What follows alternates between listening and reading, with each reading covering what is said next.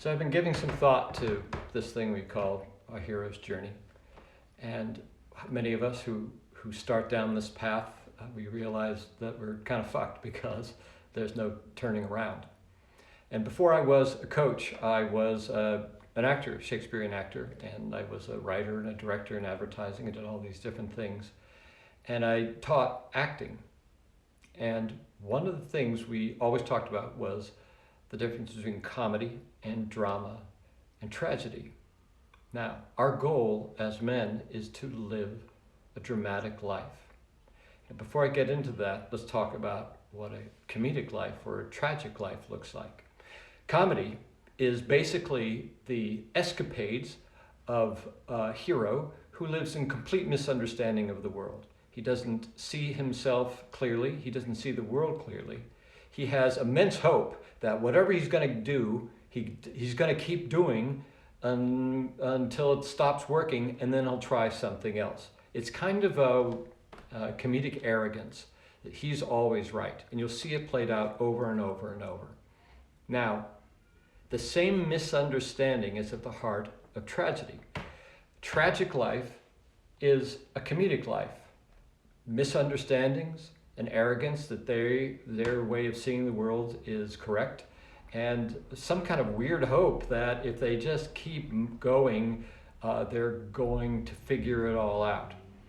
The difference between comedy and tragedy is that in tragedy, you die. A tragic life is one that ends in death after not knowing who you are or why you're here on the planet in the first place. A lot of us think we're living comedic lives. I think an idea of a comedic life would be kind of fun, except you still end up dying without having known yourself. A good example of this is King Lear. King Lear was a powerful king. He had 3 daughters. 2 of them were fawning, power-hungry bitches, and the other one loved him dearly. And at the beginning of the play, he said, "Who loves me the most? And if you tell me how much you love me, I'll divide my kingdom up amongst you." Now, the 2 evil daughters just flattered him to the end, even though they knew that as soon as they got their mitts on the land, they were going to, boot him out. And the daughter who truly loved him refused to play the game, and he banished her. He was living in a huge amount of arrogance, this immense pride, and he couldn't see clearly who loved him and who didn't love him. And at the end of the play, the daughter who loved him dies in his arms. And in that moment, he sees his entire life as a lie. And he ends up dying. But he dies with that realization that he was grossly mistaken. This is a really good reason to keep developing yourself. It really doesn't matter what you do or what you accomplish in life, but to know that you gave it your best shot to understand who you are and what you really want, that goes into the dramatic life. Now, drama is very different.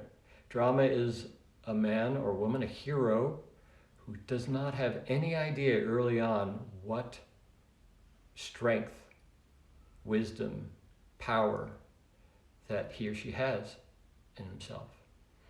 And through the course of a movie or a play or a book, they start through tension, through action, through challenges, through obstacles. They discover this inner stuff that comes up from underneath, which fulfills their destiny. Now, their destiny may be death. That happens. But it's a death filled with clarity and strength of purpose. So our goal, since we're all going to die, and since we can't actually live comedic lives because they'll turn into tragedy the moment we die, or we can choose to live a full, dramatic life filled with mistakes and big swings and broken hearts and broken trusts, but you know who loves you, and you know how you learn to love and respect yourself. So I don't really know where I'm going with this, but I just had to say it. So keep living big, dramatic, mistake-filled, insane, unreasonable lives. And you'll get to the end with a sense that I gave it my best shot. Thanks a lot.